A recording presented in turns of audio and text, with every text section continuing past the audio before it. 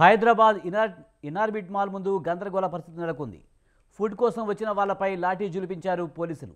అంతేకాదు సోషల్ మీడియాలో ఫేమస్ అయిన కుమారి ఆంటీకి చెందిన ట్రక్ను కూడా సీజ్ చేశారు.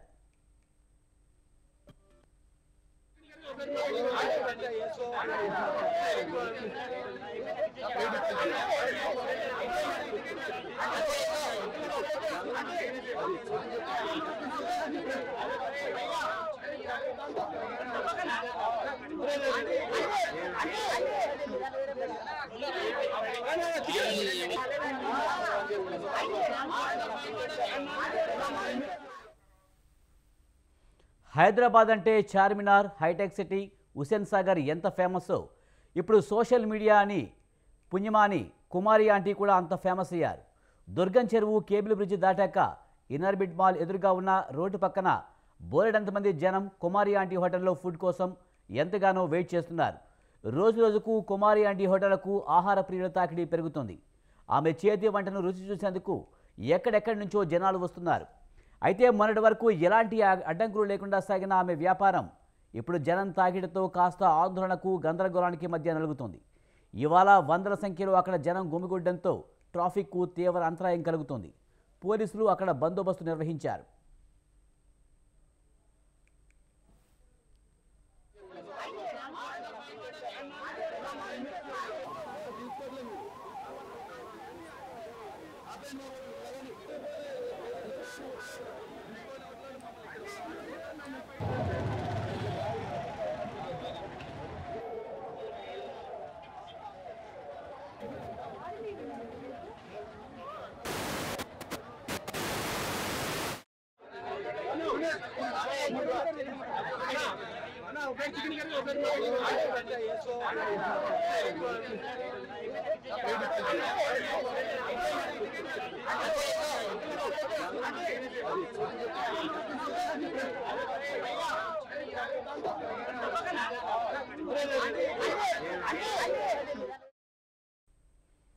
ఒకవైపు ట్రాఫిక్ పోలీసులతో పాటు మరోవైపు సివిల్ పోలీసులు కూడా ఎంటర్ అయ్యి లాఠీ చార్జ్ వరకు వెళ్లే ఉద్రిక్త వాతావరణం నెలకొంది.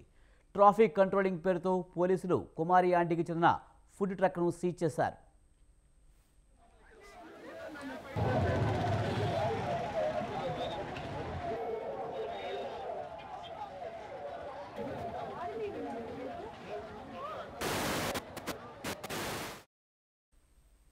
రోడ్డుపై ట్రాఫిక్కు అంతరాయం కలుగుతుండటంతో వాహనదారులకు ఇబ్బందిగా ఉందని, అందువల్లే ఫుడ్ ట్రక్ను అనుమతించలేదని పోలీసులు చెబుతున్నారు.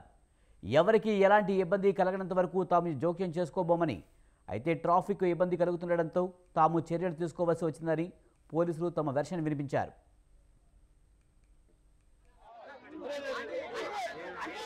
మా ఉద్దేశం ఉంది ట్రాఫిక్ క్లియరెన్స్. ఇది మీ ఓన్ ప్రాపర్టీ అయితే పెట్టుకోవచ్చు.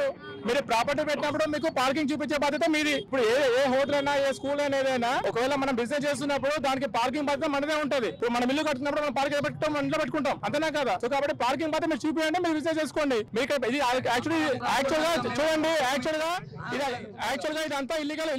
మీరు ఇక్కడ రెంట్ కడుతున్నారా? ఇది మీ ఓన్ ల్యాండా? ఇది మీ ఓన్ ల్యాండా? యాక్చువల్గా మీరు రిమూవ్ చేసేటప్పుడు దాన్ని కోర్టులో వేసారంట. యాక్చువల్లీ నేను రాకముందే నడుస్తుంది. సో ఇది కోర్టులో వేసింది కాబట్టి మేము వెయిట్ చేస్తున్నాం కోర్టు దాని గురించి. ఓకేనా? జిహెచ్ఎంసీ పర్మిషన్ ఏం లేదండి ఇక్కడ. కాకపోతే అది కోర్టులో స్టే ఇచ్చారు అంతే. కోర్టులో స్టే ఇచ్చారు కాబట్టి మేము దాన్ని రిమూవ్ చేయలేకపోతున్నాం. వన్స్ కోర్టు నుంచి ఆర్డర్ వస్తే టోటల్ రిమూవ్ చేస్తాం. They are not paying any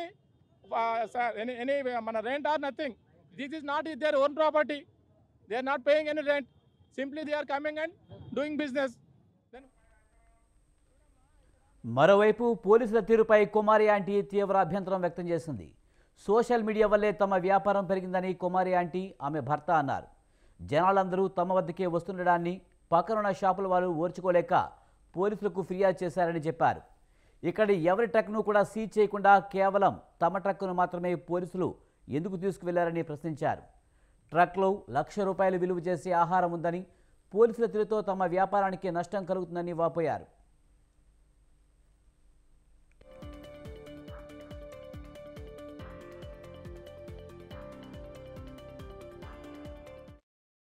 మా ఉద్దేశం ఉంది ట్రాఫిక్ క్లియరెన్స్.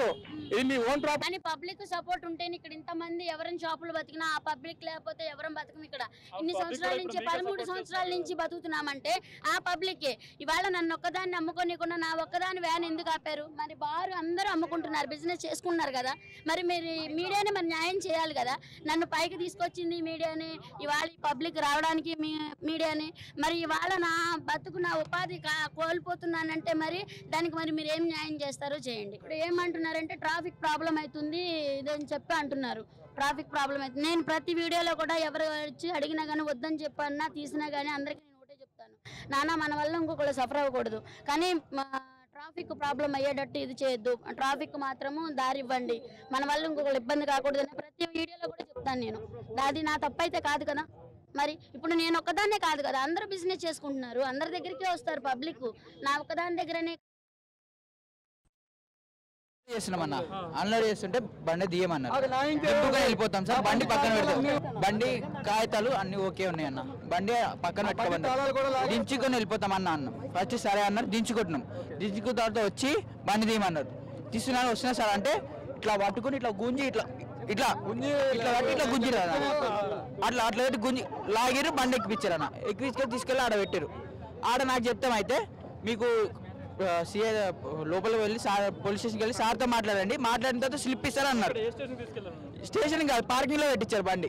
ఏం సీజ్ అంటే బండి సీజ్ చేసి అన్నారు. ఏం చెప్పట్లేదు బండి అన్లోడ్ చేసి అందరిని పెట్టుకొని ఇచ్చారు. మా ఒక్క వెహికల్ని ఆపనవ్వట్లేదు. ఇక్కడ ఏంటంటే అదేమనంటే మీరు వీడియోల వల్ల పబ్లిసిటీకి ఎక్కువైపోయింది, ట్రాఫిక్ అయిపోయింది. ఇక్కడ ట్రాఫిక్ సమస్య అయ్యింది కాదంటలేదు. ఇప్పుడు అందరినీ వ్యాపారాలు చేసుకొని ఇస్తున్నారు, మమ్మల్ని వ్యాపారం చేసుకొని ఇట్లేదు. ఇక్కడ అదేమంటే మీ మీడియా వల్ల అని చెప్తున్నారు అందరూ రీజన్. దాని గురించి మీరే ఏదో ఒకటి చేయాలి, మాకు న్యాయం చేయాలి. వ్యాపారం ఆగిపోయింది కదా. ఇప్పుడు మీరు చూశారు కదా, ఇప్పుడు మా వ్యాన్ ఆపనవ్వలేదు, సామాను కూడా తిప్పుకోనివ్వాలి. సగం సామానం అక్కడే ఉన్నాయి. అది దాని గురించి పోలీసులు పెట్టిన కండిషనే కదా. ఇప్పుడు ట్రాఫిక్ వల్ల ఇప్పుడు ట్రాఫిక్ ప్రాబ్లం అయితే వాళ్ళు కండిషన్ పెడతారు కాదు. ఇప్పుడు వాళ్ళ సమస్య ట్రాఫిక్ సమస్య. ఇక్కడ మీ వల్ల ట్రాఫిక్ సమస్య ఎక్కువైపోతుంది. ఇక్కడ క్రౌడ్ గురించి క్రౌడ్ ఒక పక్క అయితే మీ మీడియా ఒక పక్కన. అర్థమైందా మీకు? మీ అందరూ రావడం వల్ల మొత్తం అందరూ ఇక్కడ నిలబడిపోయి మొత్తం ఏదో సినిమా జరుగుతున్నట్టు చూస్తున్నారు. దానివల్ల క్రౌడ్ వస్తుంది. నేను కాదంటలా, మమ్మల్ని కూడా బతకనట్లే కదా. మేము ఏదో రోజు మేము పట్టుపోసుకుని బతికేవాళ్ళం. అందరినీ